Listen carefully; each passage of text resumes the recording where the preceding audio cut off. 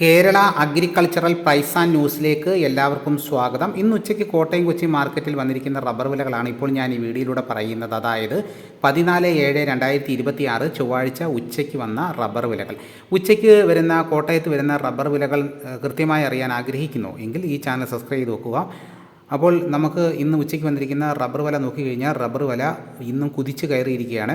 രാവിലെ റബ്ബർ വില കച്ചവടം ആരംഭിച്ചത് RSS-4 ഒരു കിലോയ്ക്ക് 278 രൂപയ്ക്കും RSS-5 ഒരു കിലോയ്ക്ക് 273 രൂപയ്ക്കുമായിരുന്നു.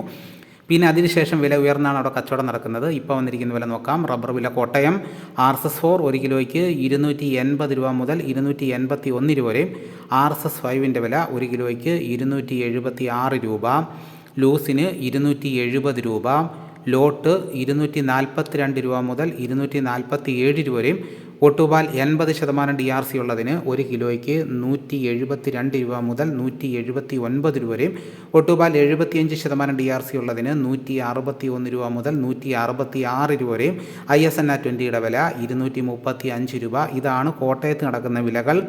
ഇനി നമുക്ക് കൊച്ചിയിൽ നടക്കുന്ന വിലകൾ നോക്കാം. RSS-4 ഒരു കിലോയ്ക്ക് 279 രൂപ മുതൽ 280 രൂപ വരെയും, RSS-5 വില ഒരു കിലോയ്ക്ക് 276 രൂപ. ഇതാണ് കൊച്ചിയിൽ നടക്കുന്ന വിലകൾ.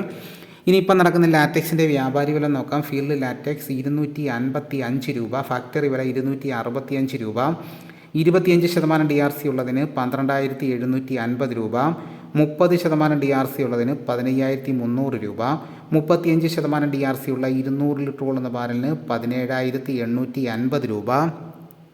ഇനിയിപ്പോൾ നടക്കുന്ന റബ്ബറിൻ്റെ വ്യാപാരി വില നോക്കാം. വ്യാപാരി വില കൊട്ടാരക്കര RSS-4 ഒരു കിലോയ്ക്ക് 275 രൂപ, RSS-5 270 രൂപ, ലൂസിന് 263 രൂപ, ലോട്ട് 230 രൂപ വരെ, ഒട്ടുപാൽ 153 രൂപ മുതൽ 167 രൂപ വരെയും.